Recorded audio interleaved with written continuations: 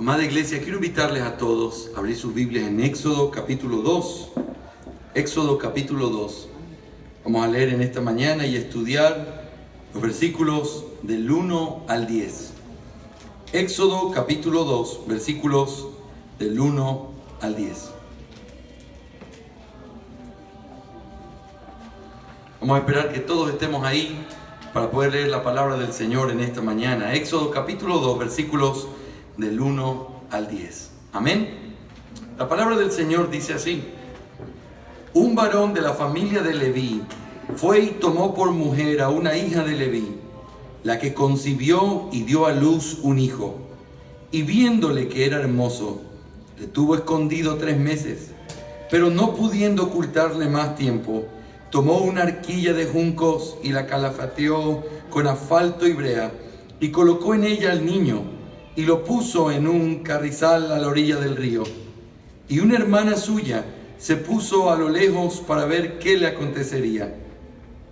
Y la hija de Faraón descendió a lavarse al río, y paseándose sus doncellas por la ribera del río, vio ella la arquilla en el carrizal, y vio una criada suya, y envió una criada suya a que la tomase. Cuando le abrió, vio al niño, y he aquí que el niño lloraba. Y teniendo compasión de él, dijo: de los niños de los hebreos es este. Entonces su hermana dijo a la hija de Faraón: ¿iré a llamarte una nodriza de las hebreas para que te críe este niño? Y la hija de Faraón respondió: ve. Entonces fue la doncella y tomó a la madre del niño, y llamó a la madre del niño, a la cual dijo la hija de Faraón: lleva a este niño y críamelo, y yo te lo pagaré. Y la mujer tomó al niño y lo crió. Y cuando el niño creció, ella lo trajo a la hija de Faraón, la cual lo prohijó y le puso por nombre Moisés, diciendo: porque de las aguas lo saqué. Vamos a orar en esta mañana una vez más, pidiéndole al Señor su gracia al estudiar este texto. Amado Señor, gracias por el privilegio que tú nos das de seguir estudiando semana a semana tu palabra, que nos hace tanto bien a nuestras almas. Señor, yo quiero pedirte por tu gracia infinita, que tu Santo Espíritu pueda asistirnos en esta mañana, tanto a este pobre predicador como a esta pobre audiencia. Que tu gracia abra nuestros corazones y nos permita mirarte a través de este texto, nos permita contemplar la gloria de Jesucristo y poder agradecerte por tu providencia y tu plan al dar esta provisión soberana al pueblo de Israel. Señor, ayúdanos, te lo suplicamos, en el nombre de Jesús. Amén. Amada iglesia, en esta mañana vamos a estudiar este pasaje y le he puesto por título a nuestro sermón: una provisión soberana. Una provisión soberana. Y vamos a dividirlo a través de 4 puntos, no 3 el día de hoy, sino 4, que son los siguientes, por si alguien está tomando apunte para que pueda guiarse. En primer lugar, un contexto importante. Un contexto importante. Eso va del versículo 1 al versículo 2, la primera parte. En segundo lugar, una decisión de fe. Una decisión de fe. Los versículos 2b al 3. En tercer lugar, un plan arriesgado. Un plan arriesgado. Versículos 4 al 7. Y finalmente, nuestro último punto es una resolución asombrosa. Y eso está en los versículos 8 al 10. Lo repito rápidamente. Un contexto importante, una decisión de fe, un plan arriesgado y una resolución asombrosa. En esta mañana nosotros vamos a considerar la historia de Moisés, la historia de este hombre tan importante en la Biblia. Mis hermanos, la Biblia puede dividirse sencillamente en 2 personajes principales: Adán y Jesucristo. Pero entre Adán y Jesucristo, que son los 2 hombres más importantes de la tierra, el hombre más importante después de ellos es Moisés. Moisés fue un hombre al que Dios quiso darlo de una manera providencial, como vamos a mirar el día de hoy. Pero Moisés es una figura muy importante a lo largo de toda la Biblia. Fue el mediador del pacto de Dios con su pueblo en la tierra. Fue un hombre que sirvió como profeta, sacerdote y rey en un sentido para ese pueblo. Es una figura de Jesucristo como mediador. Y al mismo tiempo fue aquel que libertó de la esclavitud a Israel.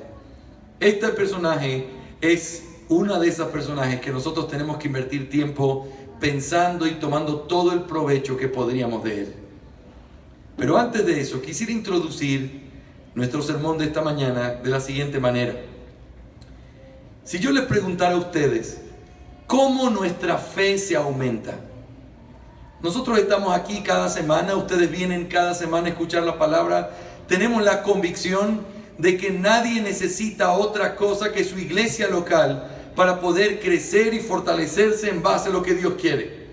Las conferencias son importantes, las clases de un seminario son importantes, la escuela pastoral es importante, pero en donde Dios nutre el alma de las personas y la forma que Él designó para crecer es la predicación en su iglesia local. Ahora, la pregunta es la siguiente: ¿cómo se aumenta nuestra fe al estar ustedes y yo sentados aquí este domingo en la mañana, perseverando en lo que hacemos cada domingo, escuchar la palabra de Dios? ¿Cómo se aumenta nuestra fe? ¿Saben? El libro de Salmos contiene preciosas verdades con respecto a esto. Muchas veces el salmista o algunos de los salmistas dicen: las obras que Dios ha hecho conmigo son tan grandes, son tan amplias, y ellos dicen: si yo me pusiera a contarlas no alcanzo a terminar. Si yo comienzo a recordar todo lo que Dios ha dicho, simplemente quedo humillado, porque su misericordia, su gracia es tan grande, tan profunda. Y la manera en cómo ellos aumentaban su fe era mirando precisamente las cosas que Dios había hecho con ellos a lo largo de su vida. Nosotros, amada iglesia, somos llamados a considerar la obra que Dios ha hecho en nuestra propia historia. Nosotros somos llamados a contemplar a Dios para que al contemplarlo nosotros podamos darnos cuenta que Él ha sido fiel. Ayer tuve un tiempo precioso después de la clase que fui a dar. Llegué a la casa de mi mamá casi a las 4 de la tarde en Guayaquil y tuve un tiempo precioso con mi abuela de parte de papá. No siempre tengo tiempo para hablar con ella porque ella vive una parte del año fuera del país y otra parte del año aquí. Pero nos sentamos a hablar y fue una conversación un poco triste y al mismo tiempo feliz de escucharla hablar, pero triste de escuchar las cosas que ella sufrió. Y mientras yo la escuchaba, era inevitable pensar en cómo Dios la utilizó de una manera física, como por ser la madre de mi papá, de cómo nuestra historia, la historia de mis hijos, vino a través de ella. A pesar del dolor, a pesar del sufrimiento, a pesar de las cosas difíciles, la providencia y el cuidado de Dios viene a través de nuestros padres y a través de nuestras historias. Y lo que Dios nos llama a hacer es que cuando nosotros contemplamos nuestras historias o contemplamos su historia que está relacionada con nuestra vida, nuestra fe es llamada a tener que crecer, porque Dios ha sido bueno. ¿Cuál es uno de los grandes pecados que nosotros vemos en la nación de Israel? Y lo vamos a mirar a medida que vayamos avanzando de una manera más específica. ¿Cómo puede ser que el mar se haya abierto y que unos días después se estén quejando porque no tenían que comer? ¿Cómo puede ser que les caiga pan del cielo y que en un momento digan: ya estamos aburridos del pan? Y uno dice: ¿cómo puede ser que el pueblo sea así? ¿Cómo puede ser que alguien se olvide lo que Dios ha hecho y parte de olvidarse lo que Dios ha hecho es caer en incredulidad y en la dureza de nuestro corazón? Es porque nosotros somos así. Y mis hermanos amados, la pregunta que le estoy haciendo tiene que ver con lo que vamos a ver el día de hoy, porque a través de este libro de Éxodo estamos contemplando la mano de Dios en el pueblo de Israel, y al contemplar sus obras, al contemplar lo que Él hizo, al contemplar su providencia y su soberanía sobre ese pueblo, nosotros podemos mirar cómo es nuestro Dios. y podemos mirar también que Él siempre ha sido fiel. En esta mañana mi desafío para ustedes es que al estudiar esta historia conocida, usted pueda adorar a su Señor. Que al estudiar y al meditar en esta historia conocida, usted pueda llegar a contemplar a ese Dios que es un Dios fiel, que es soberano y que todas las cosas las hace conforme a su carácter. En esta mañana quiero llevarle a adorar a nuestro Dios. Vamos a empezar nuestro análisis de este texto llamado Una provisión soberana, mirando en primer lugar lo que tiene que ver con un contexto importante en los versículos 1 y 2 de nuestro texto. Y les voy a invitar a todos a que pongan sus ojos en ese texto de la palabra del Señor. Dice el texto: un varón de la familia de Leví fue y tomó por mujer a una hija de Leví, la que concibió y dio a luz un hijo. Mis hermanos, quiero decir dos cosas importantes con respecto a este primer texto y quiero que escuchen con mucha atención. Cuando nosotros creemos que la Biblia fue inspirada completamente, es decir, todas sus palabras y en todas sus partes la palabra de Dios fue inspirada. Cuando uno entiende eso y afirma esa doctrina, tiene que saber que hay una implicación directa de creer eso. Si todas las palabras de la Biblia fueron inspiradas y todas sus partes son inspiradas, entonces las palabras que la Biblia usa son importantes. Y los detalles que la Biblia utiliza son importantes. Y lo que nosotros vamos a mirar en este primer versículo es un detalle clave. Aquí se menciona dos veces a la tribu de Leví. Está un hombre que es de la tribu de Leví y que toma por mujer a una mujer que es de la tribu de Leví. Ahora, hoy, en este momento de la historia de Israel, todavía no se sabe mucho de lo que va a suceder, pero esa es una de las ventajas de haber visto la película antes. Uno puede mirar los detalles y contemplarlos a la luz de todo el cuadro, ¿sí o no? Aquí no había mucha información.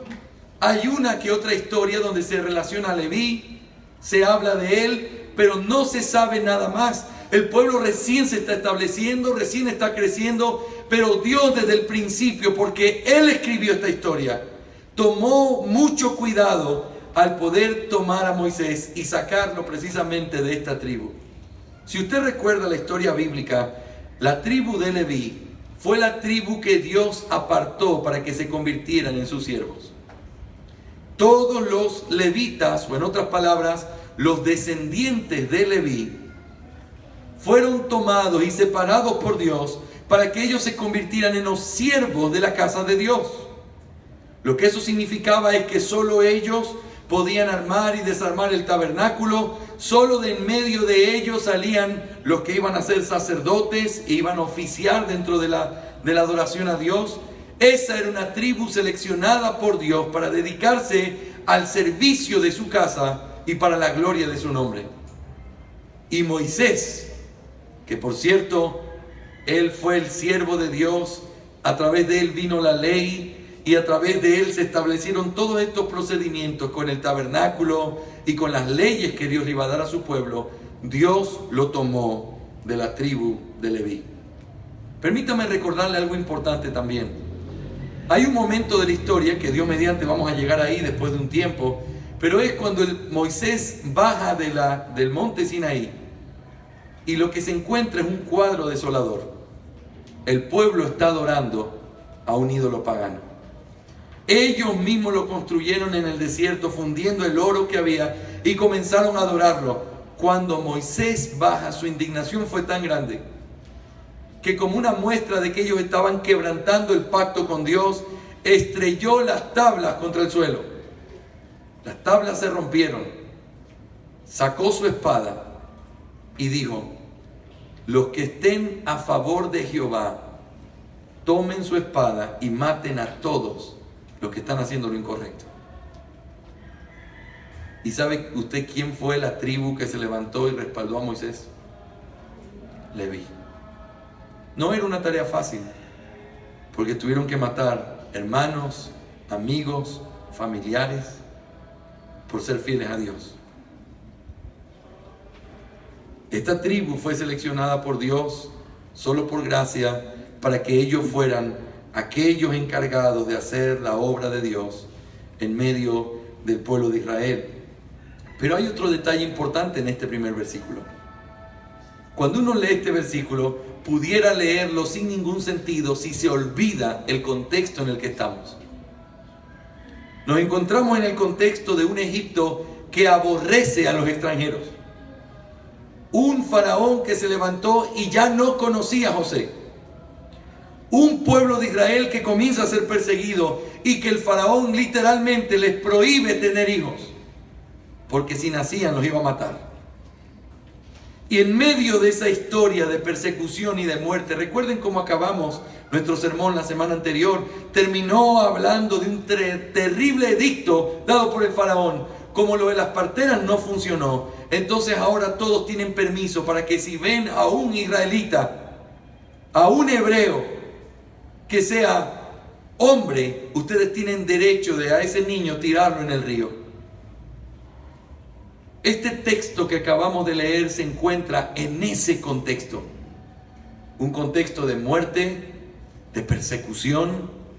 Y Dios dice, un hombre de la familia de Leví tomó por mujer a una hija de Leví y concibió y dio a luz un varón.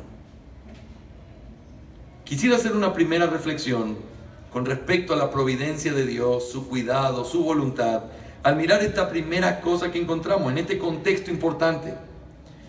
Nosotros, cuando consideramos la historia y las cosas que pasan alrededor, tenemos que saber que todos los detalles que pasan en nuestra vida son parte de un plan perfecto de un Dios que estableció una historia como Él quiso para su gloria. Quiero que piense conmigo por un momento. Todos los detalles de su historia y de la mía, así como los detalles de esta historia, fueron escritos por el mismo Dios. El mismo Dios que tiene autoridad y soberanía sobre la historia de los hombres. Cuando vemos cosas tan pequeñas, insignificantes para algunos, pero son detalles que determinan que quien estuvo detrás de esta historia, quien escribió esta historia y quien determinó cómo iba a ser cada detalle de esta historia, cuidó cada detalle. ¿No le llama a usted la atención cuando lee una novela en un libro o cuando usted ve una película donde le presta atención a los detalles y después dice, mira, yo quiero saber quién fue el que escribió esa historia, porque esa historia está bien pensada? Ese detalle al principio ni siquiera me lo esperaba. Mira cómo funcionó eso, mira cómo eso lo conectó con lo de allá. Y nosotros elogiamos a los hombres diciendo, qué increíble cómo escribió esa historia con detalles. Mis hermanos, pero nosotros nos encontramos en medio de la historia de nuestras vidas, de la historia del mundo y de la historia de Israel. Y el que escribió esa historia la escribió con detalles. Detalles soberanos, detalles importantes. Detalles que no pueden simplemente ser menospreciados por nosotros. Detalles que no pueden ser olvidados por nosotros. Esta muestra de lo que Dios hace en esta historia es la misma muestra de lo que Dios hace en la tuya. ¿Alguna vez has odiado profundamente los detalles de tu historia? ¿Alguna vez has odiado profundamente el ser quien eres y cómo se han dado las cosas en tu vida? Yo quiero que tú sepas una cosa. Esa historia no es producto del azar, así como esta no fue producto del azar. Ese hombre de la tribu de Leví que amó a esa hija de la tribu de Leví fueron un hombre y una mujer escogidos por Dios para formar una familia que Dios escogió y para tener un hijo que Dios escogió. Todos los detalles de esta historia fueron escritos por Dios, al igual que en la tuya. ¿Y sabes qué pasa cuando uno aprende a mirar a Dios de esa manera Y cuando uno presta atención a estos detalles en la historia y se emociona al ver en la historia de la Biblia, vuelvo a repetir, porque ya sabemos lo que va a suceder. Ya sabemos qué hay en el capítulo 20 o en el capítulo 28. Ya sabemos lo que va a suceder. Y por causa de que lo sabemos y prestamos atención a estos detalles. Mis hermanos, cuando uno descansa y ve estos detalles y ve la mano de Dios en esto, hay por lo menos 3 cosas que uno puede hacer. Uno aprende a descansar. ¿Sabes? Tu contexto y tu vida fueron parte de un plan bien trazado. Y así como hoy leíamos en la historia de Jacob, y uno puede decir, pero pastor, esa historia llena de mentiras, llena de engaños, ¿cómo puede ser? Aún en esas cosas, en su providencia, Dios la quiso escribir así. Sí, pastor, pero es que usted dice eso porque usted no sabe mi historia. No, yo no la sé, pero Dios la escribió. Y como Dios la escribió, yo quiero decirte en esta mañana, tú puedes descansar. Y no solo puedes descansar, sino que puedes aprender a disfrutar. Yo no sé por qué tuve que venir a esta ciudad. Yo no sé por qué tuve que hacer tal cosa. Yo no sé por qué tuve que tener tal hijo. Yo no sé por qué me tuvo que pasar esto. No, quizás no lo sepas, quizás nunca lo vas a entender. Pero una cosa sí puedes saber. Aquel que escribió tu historia sí sabe lo que hizo. Y aunque aún en la tierra no lo entendamos, podemos aprender a disfrutar de que Él es más sabio que nosotros. ¿Ustedes creen que Dios es sabio? Mis hermanos, solo tienes que pincharte el dedo y dejar que sangre para darte cuenta de lo sabio que es Dios. Tu reacción, el color de tu sangre, cómo tu cuerpo se protege a sí mismo, todo. No necesitas ir muy allá para ver la sabiduría de Dios. Y cuando uno sabe cómo es el autor, uno puede descansar en esos detalles aunque no los entienda. Porque yo sé quién nos escribió. Y aunque no sé por qué lo hizo, sí sé quién lo hizo. Y eso es lo que trae paz al corazón. Nosotros no somos llamados a entender, sino a adorarlo, a descansar, a confiar en lo que Él quiso para nuestras vidas. Amén. En segundo lugar, en nuestro bosquejo, una decisión de fe. Estamos en el versículo 1. En el versículo 2 dice que la mujer concibió y dio a luz un hijo. Pero fíjense ahora algunos detalles. Y viéndole que era hermoso, le tuvo escondido 3 meses. Pero no pudiendo ocultarle más tiempo, tomó una arquilla de juncos, etc. y lo puso a la orilla del río. Hay algunas cosas muy importantes que podemos decir en este segundo punto.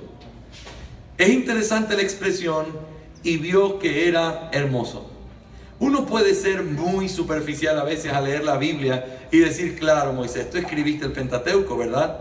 Tú escribiste Éxodo, ¿verdad? Claro, ¿y qué vas a decir el día que naciste? El niño era hermoso. Bueno, eso no es lo que el texto está enseñando realmente. Y la razón por la cual lo sabemos es porque cuando uno interpreta la Biblia con la Biblia, te das cuenta que la Biblia se interpreta a sí misma y te da luz que uno quizás no tiene en ese pasaje. ¿Qué quiere decir hermoso? Yo puedo hacer algunas preguntas al aire. ¿Acaso para alguna mamá su hijo no es hermoso? ¿Acaso para alguna mamá no hubiera escondido a su hijo con tal de que no se lo mataran? Cualquier mamá, no tenía que ser la mamá de Moisés, ni tenía que ser Moisés. Cualquiera lo hubiera hecho. Pero este detalle también es importante y la única manera de entenderlo es cuando uno lo interpreta con la Escritura. Y quiero que me acompañen sin perder Éxodo. Vamos a ir a la Biblia para ver qué nos dice la Biblia sobre la Biblia. Hechos, capítulo 7, versículo 20. Hechos 7:20. Son las palabras del diácono Esteban. Está predicando una de las predicaciones más históricas, expositivas, más importantes de toda la Biblia. Él está contando la historia de Dios y cómo Dios obró con el pueblo. Y llega a hablar de la esclavitud en Egipto y habla de Moisés. Y mire lo que dice el versículo 20, 7:20 de Hechos. En aquel mismo tiempo nació Moisés, y fíjense el detalle, y fue agradable a Dios, y fue criado 3 meses en casa de su padre. Fíjense, esta expresión que aparece en Éxodo 2, que dice hermoso, según Hechos capítulo 7, versículo 20, tiene que ver no con una hermosura física. La palabra que se utiliza ahí en el hebreo también puede ser traducida como agradable. Ahora, la pregunta es, ¿agradable o hermoso para quién? Es evidente que para sus padres, pero ahí no está hablando de lo que sus padres veían.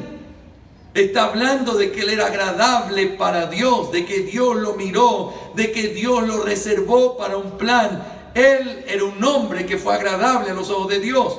Vuelvo a repetir algo que siempre lo he dicho, pero ustedes no se pueden olvidar de esto. Cada vez que la Biblia dice que alguien fue agradable a los ojos de Dios, fue porque Dios hizo algo en ese hombre para que ese hombre sea agradable para Dios. Nunca descansa en el hombre. El hombre sin Dios, su corazón es como en los días de Noé, sigue siendo también hoy. Sus pensamientos, sus intenciones son de continuo al mal. Si Dios ve a alguien con gracia, es porque Dios tiene gracia, no porque el hombre lo merece. Amén. ¿Qué había hecho este niño para que Dios lo viera agradable? Nada. Lo mismo que cualquier otro hombre. Solo un paréntesis. Este es el mismo principio que se aplica a María. María era una buena mujer, pero la gracia fue la razón por la cual Dios la eligió. No porque ella nació virgen, no porque ella hizo las cosas perfectas o no tuviera pecado. Ella tenía pecado porque era una mujer sobre la tierra, descendiente de Adán y Eva.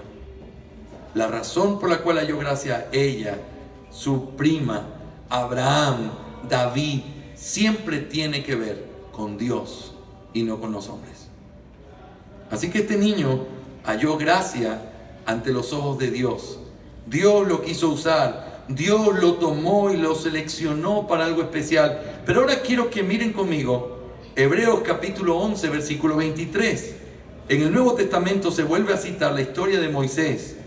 Y aquí en el capítulo de los héroes de la fe, o la explicación de lo que es la fe, aparece la razón por la cual los padres quisieron esconderlo y preservaron su vida. Versículo 23 del capítulo 11. Por la fe Moisés, fíjense, cuando nació, fue escondido por sus padres por 3 meses, porque le vieron niño hermoso y no temieron el decreto del rey. Otra vez la expresión, le vieron niño hermoso, le vieron agradable, le vieron que era de la complacencia de Dios. Ahora, fíjense el detalle. ¿Por qué los padres lo escondieron? Dice el texto, por la fe.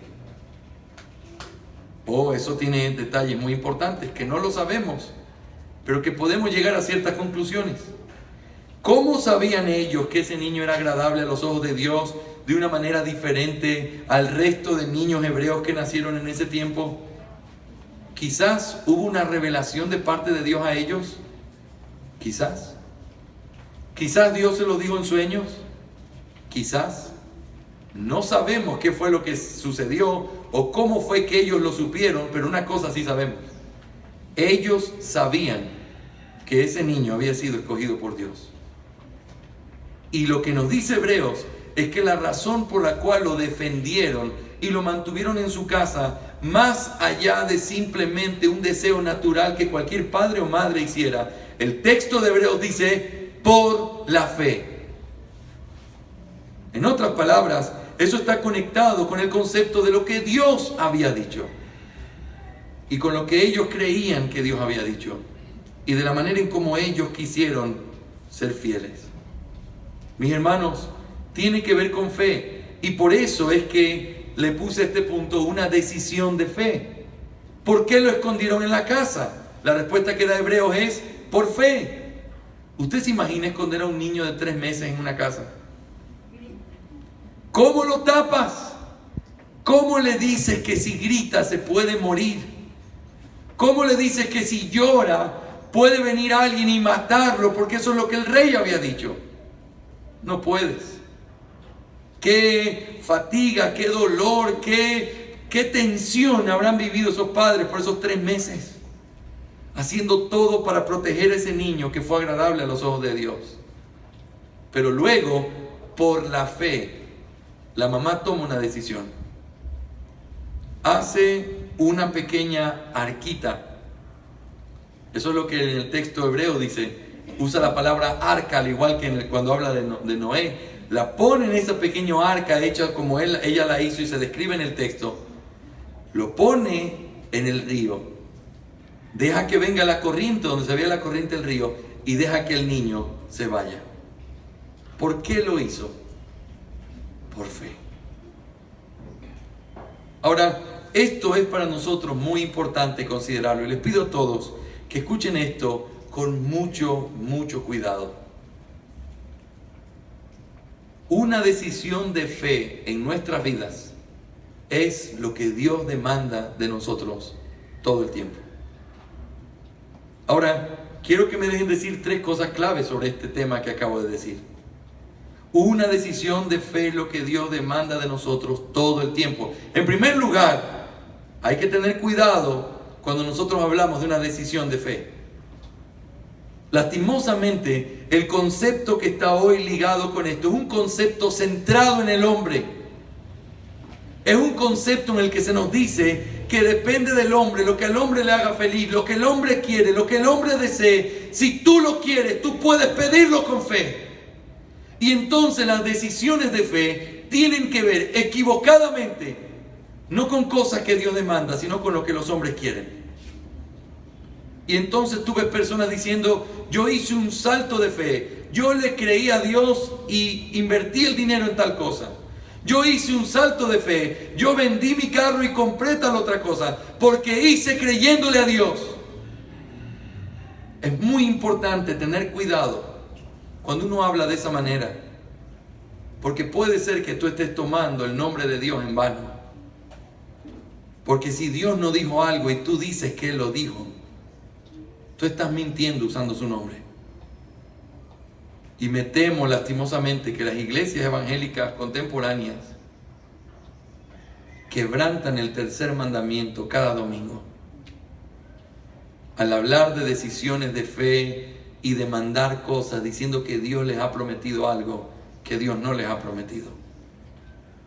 Mis hermanos, uno tiene que tener un equilibrio bíblico en las cosas que piensa y hace. El Señor promete seguridad y salvación a aquellos que son su pueblo. Eso es lo que está certero en la Escritura. El Señor promete sostenernos, alimentarnos y hacer que no falte aquello que Él ha prometido darnos. Pero no podemos convertir al Señor en un negociante, donde es el mejor postor, donde podemos invertir nuestro dinero, porque al final a nosotros no nos importa quién nos presta el dinero, lo que nos importa es hacer lo que queremos hacer. Y si Dios se vuelve un prestamista, queda evidenciado que Dios no es importante en la vida de esa iglesia. Cuando hablamos de decisiones de fe, no estamos hablando de lo que uno cree o se imagina que Dios ha prometido. Lo que Dios ha prometido está en su palabra y tiene que ser correctamente interpretado en su palabra. Amén. En segundo lugar, cuando hablamos de esta vida de fe o estas decisiones de fe, estamos hablando de un concepto bíblico que es muy importante y que es el siguiente. Escuchen con atención. La Biblia demanda de todo cristiano aprender a vivir por fe y no por vista. Ese concepto es muy importante. Hay personas que han conectado este concepto al simple hecho de decir, los pastores son los que viven por fe porque ellos no saben cuánto va a llegar a la iglesia el próximo domingo. Ellos no saben con cuánto vamos a cerrar las ofrendas este mes. Entonces ellos viven por fe porque no tienen un salario seguro. Ese es un concepto pobre de vivir por fe. La vida de fe, y cuando el texto habla de vivir por fe y caminar por fe y no por vista, no tiene que ver con la vida de los pastores, sino con todo creyente. Y vivir por fe significa aprender a que tus sensores, lo que te hace caminar, esté conectado con lo que Dios dice y no con lo que tus ojos ven. Estar creyendo lo que Dios dice y no lo que el mundo te dice, o lo que tu propia intuición te dice, o lo que tu conciencia te dice, sino lo que Dios dice. Y caminar por fe implica una decisión de fe de todos los días. Mis hermanos, ustedes viven su vida o por vista o por fe. O haciendo en base a las circunstancias y cómo las cosas se presenten, o haciendo en base a lo que Dios ha mandado en su palabra. Pastores, que yo me quiero congregar porque hoy yo quiero, porque hoy todo está bien, porque hoy eso es caminar por vista. Ser fiel a lo que Dios manda, aun cuando tú no lo veas o no lo entiendas, es caminar por fe. Ahora, permíteme aplicar este concepto a algunas cosas que son importantes en nuestra vida. ¿Sabes qué es caminar por fe y en lo que el Señor te pide decisiones de fe? En primer lugar, es con respecto al pecado. ¿Has sentido alguna vez en tu alma que hay ciertos pecados que tú no puedes dejarlos, porque si tú los dejas, tú no sabes cómo sería el mundo sin ellos? ¿Has visto personas que son dañinas, tóxicas, nocivas a tu alma, y tú sabes que Dios te pide o que les prediques el evangelio o que dejes esa comunión, y tú no quieres hacerlo porque no sabes cómo es la vida sin ellos? El Señor te manda a vivir por fe. Aprender a tirarse en sus brazos sabiendo que Él está ahí para recogernos. Dejar de pecar, dejar de hacer lo que nos gusta hacer mal, es vivir por fe. Pero también vivir por fe tiene que ver con la provisión. Y quizás el tema más práctico y más sencillo del cual pudiéramos hablar. Claro, pastor, yo entiendo, vivir por fe tiene que ver con la parte práctica de provisión. Yo quiero que piensen en esto. Dios es fiel a su palabra. Dios es fiel a lo que Él promete. Entonces, nuestro trabajo es creerle.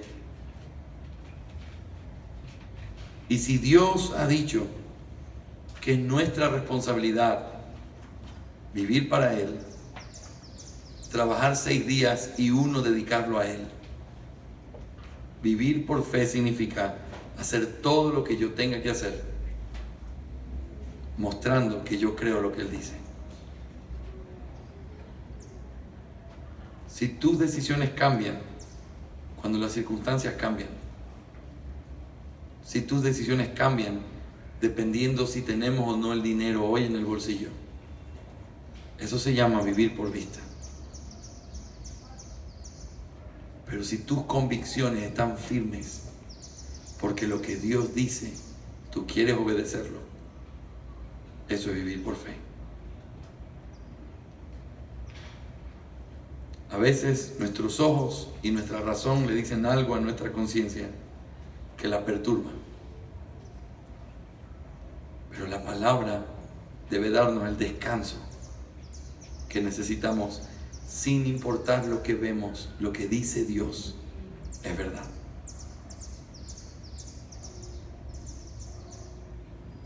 En tercer lugar y último, con respecto a esta aplicación, tenemos que vivir y tomar decisiones de fe relacionadas con los medios de gracia.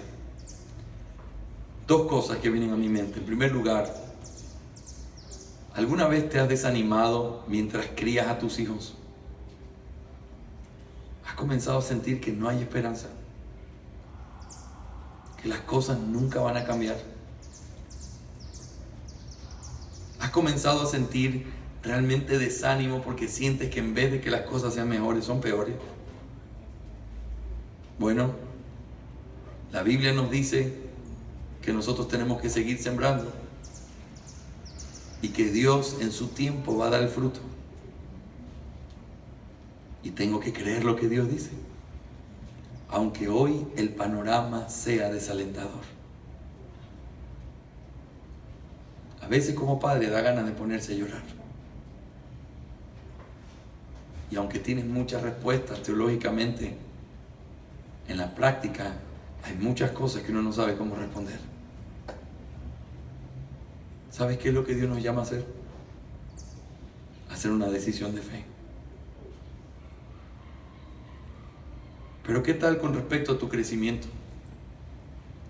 Hay personas, y sobre todo los que tienen más tiempo en la iglesia, cuando uno recién llega a la iglesia, es como que uno siente todo lo que escucho es medio nuevo, esto está bueno, y uno relaciona aprendizaje de cosas intelectuales con crecimiento.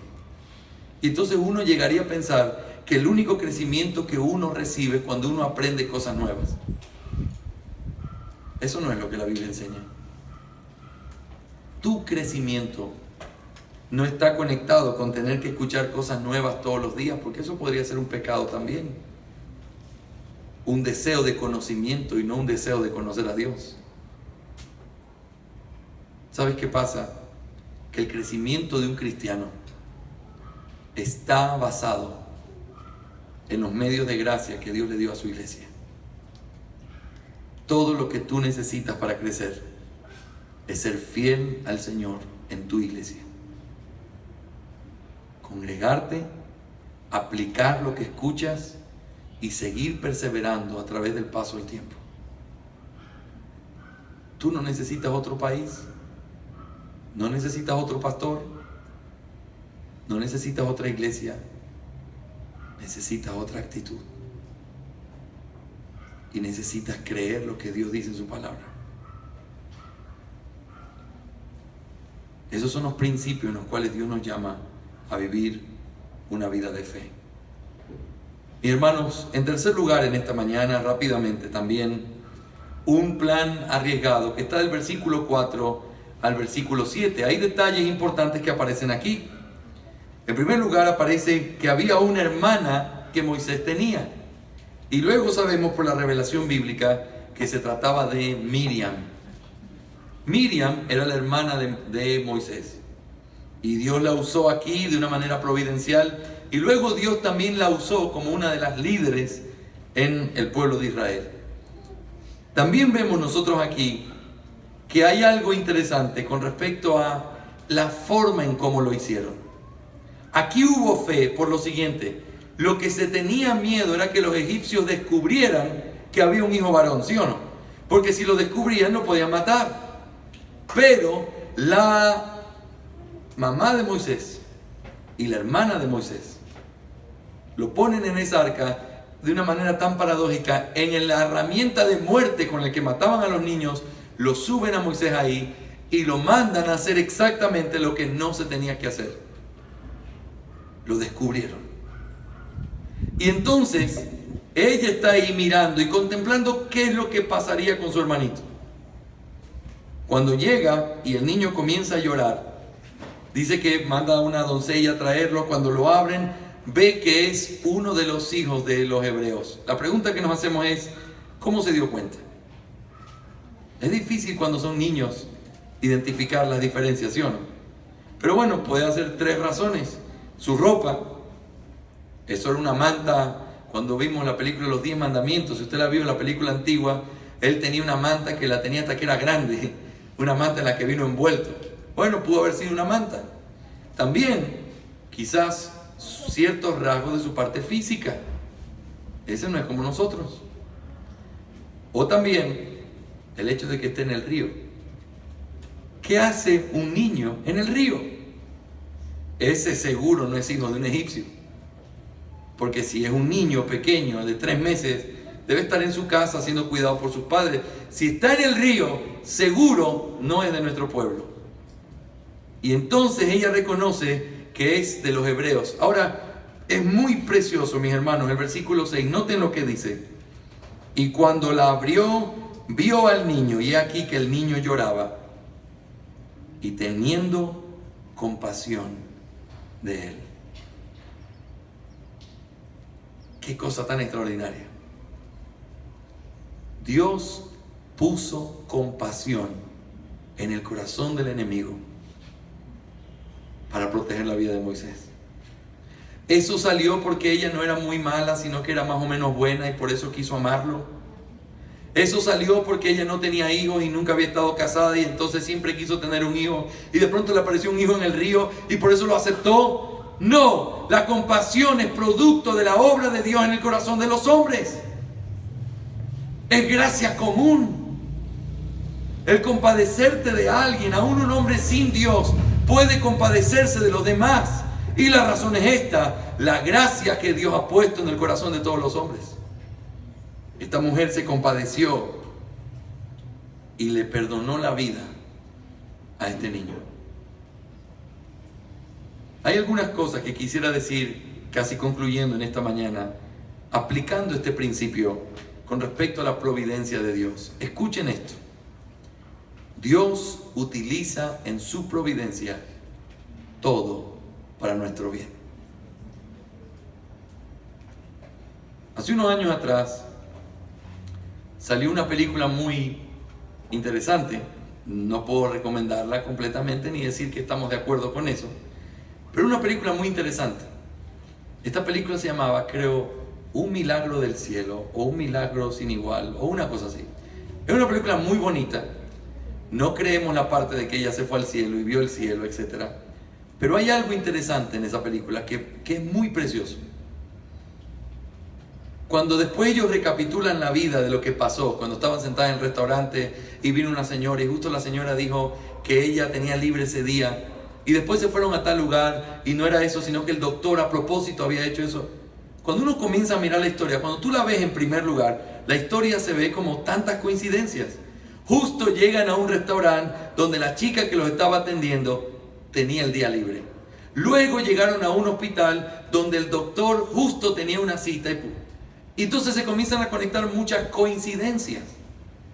Pero cuando uno mira para atrás la película que aparece al final y es lo que llama la atención, uno se da cuenta que son eventos conectados de gente que intencionalmente quiso hacer algo. Esa mujer estaba yendo a la mesa y cuando vio a esas dos chicas y la mamá desesperada, se regresó y le dijo a la compañera: hoy me voy a tomar el día libre. Era una coincidencia para ellos, pero había un plan detrás. Ahora, pero aún esa ilustración es tan pequeña, porque esos eran planes individuales de personas que iban siendo movidos a tratar de ayudar. Aquí estamos hablando de un solo autor, de un autor que estableció todo con propósito. Aún el río Nilo, que fue utilizado como un cementerio, se utilizó como un canal de transportación para proteger la vida de este hombre. Aún una mujer pagana, hija de un hombre que se creía Dios, fue utilizada para salvar la vida de Moisés. Quiero decirte esto en esta mañana: nuestra historia no es diferente. Nuestra historia no es diferente. ¿Sabes por qué? Porque tenemos al mismo autor. Y esas cosas fueron diseñadas por Él. Gente que te habló, un compañero que te habló del Evangelio, alguien que te invitó, una reunión donde pudiste conocer a alguien, una circunstancia. Nada de eso son circunstancias sueltas. Es parte de la provisión de Dios, de su providencia, para utilizar todo para bien. Amén. Este texto termina haciendo una resolución asombrosa. En el versículo 8, después de que esta niña lanza tremenda pregunta: ¿quieres que te consiga una mujer de las hebreas para que cuide a tu hijo? Era una pregunta arriesgada. ¿Que tú eres su hermana, que estás interesada en preguntar? ¿Que tú conoces a este niño? Porque si tú conoces a este niño, entonces te vamos a matar a ti y a quien tú nos digas que son los padres, porque esto fue algo deliberado contra la ley. Fue una pregunta arriesgada, ¿no? Pero la resolución es asombrosa. En el versículo 8, la hija de Faraón le dice: ve. Y entonces, como que fuera una historia de un cuento de hadas, quien cuida a Moisés, ¿quién es? Su mamá. Miren, ustedes se pudieron haber inventado una historia bien pensada. Nunca una historia como esta. Y peor, una historia real como esta. En medio de todo el peligro que era haber nacido en esa época, ser varón y ser judío o hebreo, Dios protege a este niño con la protección más sublime que los hombres pudieran tener. Era el hijo adoptado del faraón. Era su nieto. Nadie lo podía tocar. Todos estos temores humanos fueron temores que fueron protegidos por el Señor de una forma providencial. El Señor es quien hizo esta historia. Y por eso es asombroso. Quiero terminar señalando dos conceptos importantes aquí. En primer lugar, la expresión que utiliza la hija de Faraón hacia la mamá de Moisés es muy interesante. Lleva a este niño y críamelo y yo te lo pagaré. Hace unos años atrás leí una predicación de un puritano que era una predicación hacia los padres y utilizó estas palabras como que si fueran las palabras que Dios le dice a los padres terrenales cuando nos da hijos. Toma a ese niño, críamelo y yo te lo pagaré.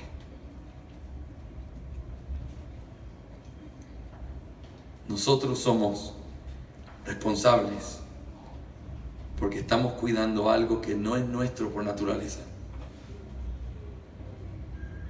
Son herencia de Jehová. La segunda cosa que quiero decir es, aquí aparece la palabra prohijó. Esa es una palabra no fácil ni fácil de encontrar en nuestro diccionario o en nuestra manera de hablar, pero es el mismo concepto de la palabra adoptar. Prohijar o adoptar tiene que ver con tratar a alguien en los mismos términos que se trata a un hijo. En un término legal, pero también en un término emocional. Literalmente, él fue adoptado por la hija de Faraón. Mis hermanos, este concepto de adopción es un concepto que debe ser tan precioso para nosotros como cristianos, porque es lo que el Señor hizo con nosotros. Nosotros éramos hijos de otro padre, de un padre malo y perverso. Éramos hijos de desobediencia. Éramos seguidores de la corriente de este mundo. Y el Señor, a través de Jesucristo, nos prohijó, nos adoptó. Y con esa adopción, su riqueza vino a ser nuestra riqueza. Su habitación vino a ser nuestra habitación. Por eso tenemos esta bendita esperanza de que ya no somos extranjeros ni advenedizos, sino que ahora somos conciudadanos. Pertenecemos a esta familia por ese Padre que nos adoptó. Qué preciosa imagen a través de esta mujer pagana, pensar en conceptos bíblicos tan profundos a través de lo que dijo y al mismo tiempo a través de lo que hizo. Este Dios que le dio esta provisión soberana a Israel es el mismo que hoy trata con nosotros y es el mismo que obra en nosotros. Y yo empecé diciéndoles, ¿cómo aumenta nuestra fe? Y esa respuesta es contemplando las obras de Dios y adorándole. ¿Tienen ustedes razones por las cuales adorar a Dios en esta mañana? No dejen que pase el tiempo. Hágalo. y dele gracias por las cosas que no tuvimos, por las que no recibimos, por las que perdimos, porque todo es parte del mismo libreto escrito por el mismo autor.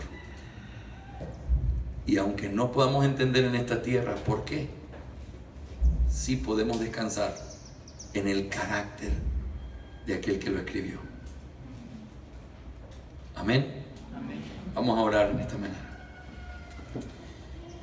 Señor, venimos en esta mañana ante tu presencia llenos de mucha gratitud